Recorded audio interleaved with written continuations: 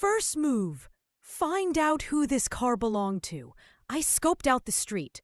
Most neighbors were at work, but I spotted an older lady watering her flowers across the way. I'd seen her before, but never chatted. She lived with her daughter, who I'd heard was some kind of HOA hotshot.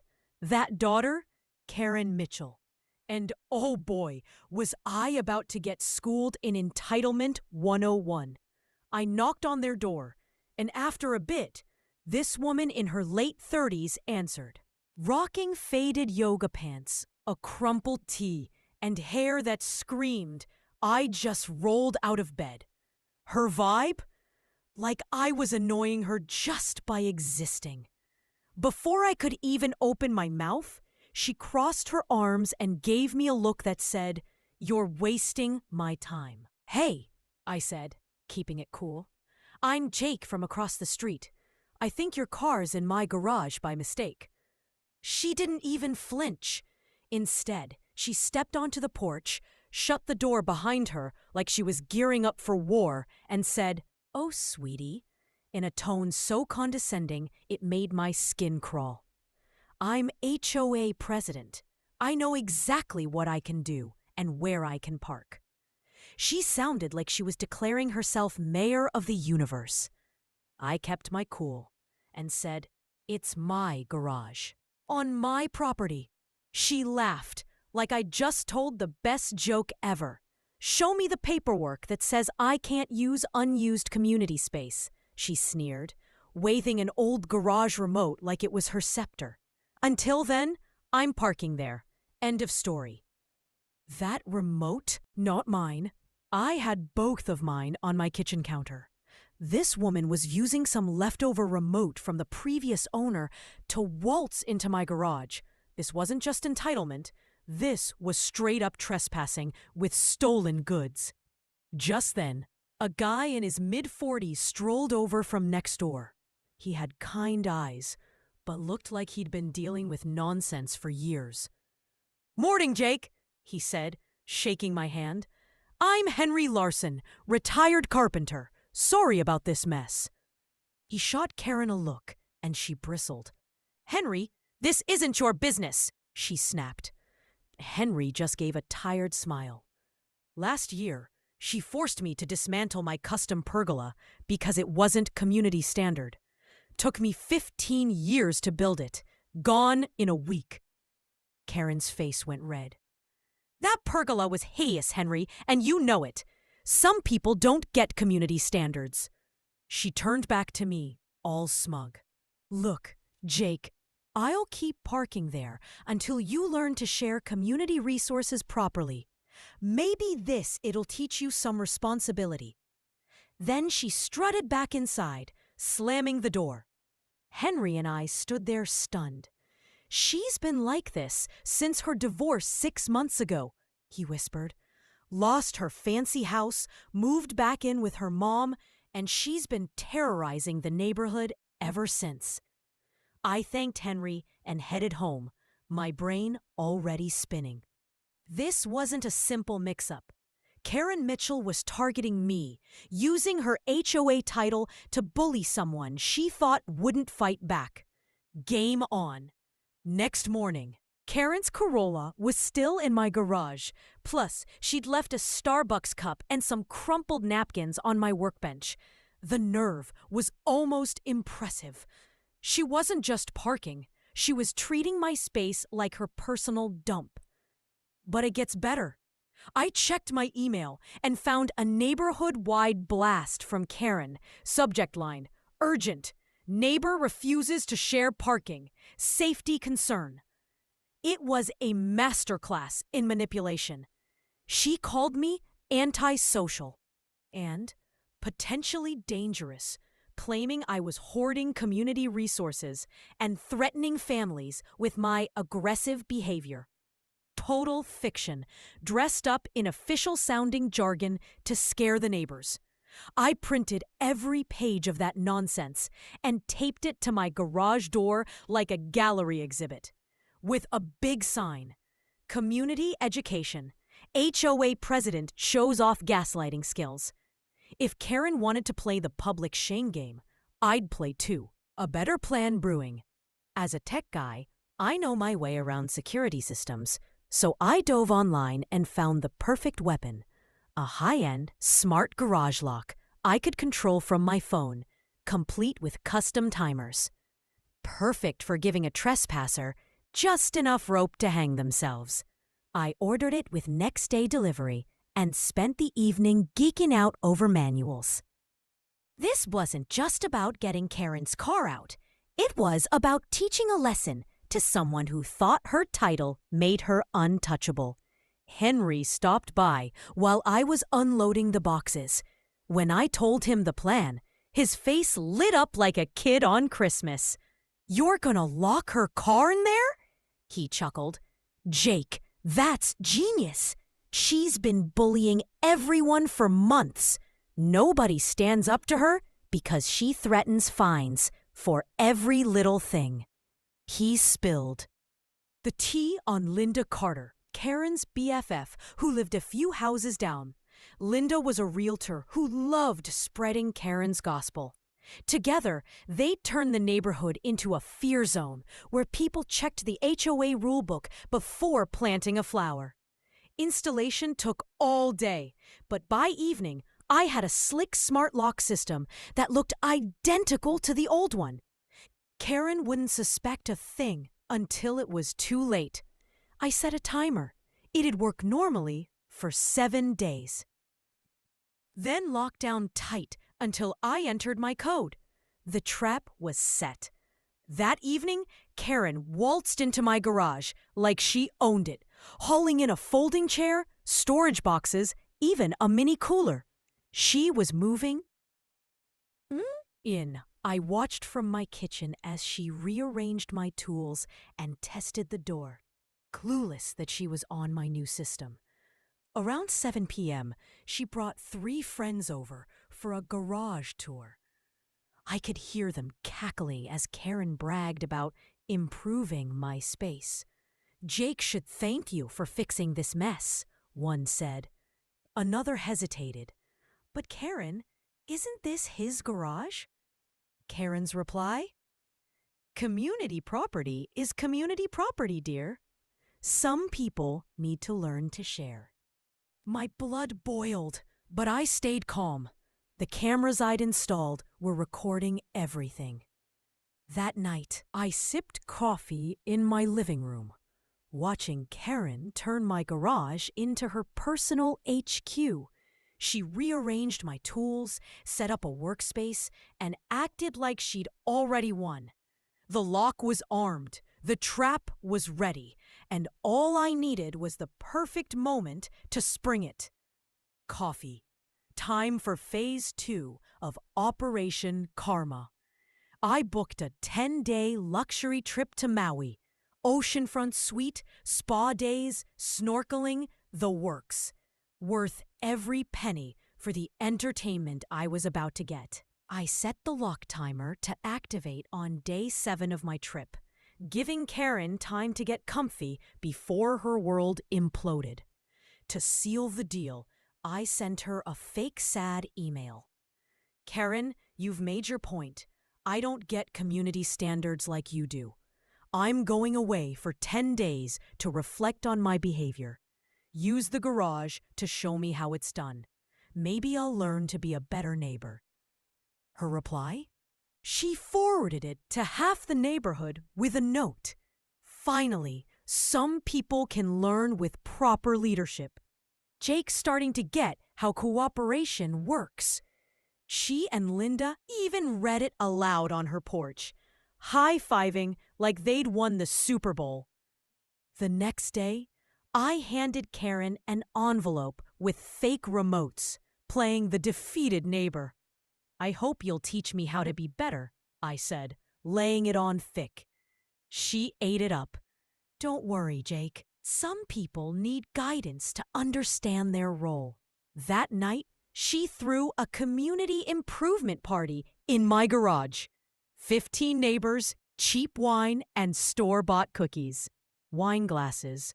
She gave speeches about resource allocation, while Linda snapped pics for neighborhood documentation. I watched it all on my cameras, laughing my head off. The morning I left, I dragged my suitcase out with dramatic sighs, making sure Karen saw me looking crushed. She waved from her porch, grinning like she'd conquered the world. As my plane took off, I checked my app. Karen was already in my garage at 8 a.m., setting up her office with a coffee maker and motivational posters. She had no idea the red light on my new system was counting down her doom. Day 7. In Maui was pure magic. I woke up in my suite, ordered room service, and settled on my balcony to watch the show. At 9 a.m. back home, Karen strolled up with her usual swagger, arms full of folders, and a plant for her desk. She hit the garage button. Nothing. She tried again. Zilch. She mashed the remote, yanked the emergency cord, and even tried to lift the door. My top-tier lock wasn't budging. After 10 minutes of panic, she called Linda, who zoomed over. They poked at windows, checked every entrance, and looked like the world was ending. Call 1, a locksmith who said, "I need the homeowner's permission." Call 2, another locksmith who bailed. By afternoon, locksmith number 3 was charging her emergency rates and still couldn't help. I lounged by the pool, sipping a drink, watching Karen and Linda pound on my door like it'd magically open. Pure comedy gold. That evening, I sailed on a sunset cruise, the Pacific glowing while Karen probably lay awake, wondering how her perfect plan tanked. Day 8 was gonna be wild, and I was flying home to face the music. Wonder what Karen learned from her week of thinking. My flight landed at 4 p.m., and I took my sweet time getting home. Groceries, drive-through, car wash, all while watching Karen pace my driveway like a caged tiger. By 7 p.m., a crowd had gathered. Karen was in my driveway, surrounded by locksmith tools and crumpled business cards, looking like her world had collapsed. The second she saw my car, she charged. "You kidnapped my car!" she shrieked. "This is illegal! Harassment!" She was pointing at my garage like it had personally insulted her family. "Hi, Karen." I said, all chill with my vacation glow. "How was your week? Get much community organizing done?" That broke her. She ranted about property rights and how I'd violated every law ever. Linda tried to back her up, but even she looked embarrassed. "Want me to open the garage?" I asked, pulling out my phone. That threw her off. She'd been so busy raging, she forgot the obvious. "Ask the owner. After you pay for my suffering," she demanded. Lost work, locksmith fees, emotional trauma. The neighbors were filming now, and this was turning into the event of the year. Instead of arguing, I hooked my phone to my patio TV and said, "Let's review what happened. Everyone deserves the truth." The crowd went quiet as my footage played. Karen breaking in with her stolen remote, leaving trash, throwing her party, saying community property is community property. Mrs. Jenkins from down the street gasped, "She threw a party in your garage?" Neighbors started whispering, realizing they'd been played. Henry stepped up, grinning. "Jake, this is beautiful. She's been bullying us for months, and you've shown everyone who she is." He turned to the crowd. "She made me tear down my pergola last year. Who else has a story?" The floodgates opened. Mrs. Jenkins shared her mailbox fine saga. Mr. Patel talked about a $150 penalty for unapproved flowers. A young couple said Karen rejected their patio plans for being too modern. Officer Sarah Bennett called to the scene, watched the footage, and laid it out. "Ma'am, you used an unauthorized remote to enter private property and refused to leave. That's trespassing. Jake can secure his garage however he wants. Karen tried one last move, claiming her HOA title gave her power. Henry laughed and waved a document. Funny thing, Karen. After seeing Jake's footage, the board held an emergency meeting. You're out as president, effective immediately. Abuse of power isn't in our bylaws. Her face? Priceless. 2 days later, I was sipping coffee in my garage when Henry knocked, barely containing his excitement. Jake, you won't believe this. Karen called Channel 9 News, claiming she's the victim of a high-tech harassment campaign by a dangerous cyber expert. They're interviewing her today. I laughed so hard I almost choked. If Karen wanted to play victim on TV, I'd give the news the real story. I gathered my evidence. Footage, her emails, photos of her stuff in my garage. Neighbor statements, and the HOA's removal vote. When the Channel 9 van rolled up, Karen was ready, hair done, makeup on, looking like she was auditioning for a drama. Linda trailed with a folder of proof. Reporter. Emily Chen looked bored, but started with Karen. Mrs. Mitchell, you say your neighbor used technology to harass you? What happened? Karen went full victim mode, whining about community resources and my cyberbullying. But then Emily asked, "This garage, is it yours?" Karen faltered. "Well, no, but as HOA president." Things unraveled fast. She admitted the remote wasn't hers. Her rights were fake, and her community meeting was a party. Emily turned to me. "Mr. Thompson, your response?" I handed her my tablet. The evidence speaks for itself. As Emily watched Karen's garage takeover, her jaw dropped. "Mrs. Mitchell, why are you throwing a party at his garage while he's gone?" Linda tried to save her, but the neighbors piled on with their own stories. Henry showed the HOA vote, and Emily's face said it all. Karen was toast. Karen shouted, "This is all lies! I'll sue everyone!" and peeled out, leaving Linda alone with the camera. The story aired that night.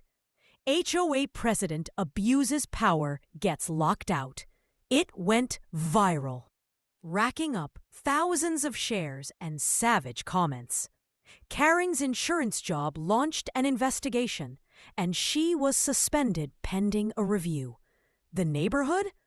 Finally at peace. Henry, now interim HOA president, killed Karen's petty fines and harassment rules. Mrs. Jenkins got her mailbox back, and people started talking again. 2 weeks later, I threw a garage reclamation barbecue with a banner. Garage officially unstolen. 43 neighbors showed up, bringing food and stories. Linda even came, apologizing with brownies and a plan for a neighbor kindness initiative. As we partied, a U-Haul pulled up at Karen's mom's house.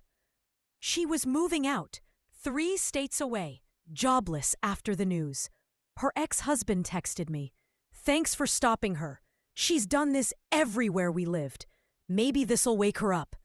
By sunset, my garage was a hub of laughter and food, not Karen's control center. The young couple thanked me for saving their dream home. Henry suggested turning the space into a community workshop, tools, projects, skill sharing. We made it happen, and now it's a neighborhood gem. 6 months later, I got an HOA award for restoring harmony, with a plaque where Karen's posters used to hang. That vacation? Best ever. Karen thought she'd break me, but smart planning beat her loud mouth every time. Bullies only win if you let them. Got an HOA horror story? Drop it below. I want to hear how you handled your drama. And check out the next wild tale. It's even crazier. #QA Stories.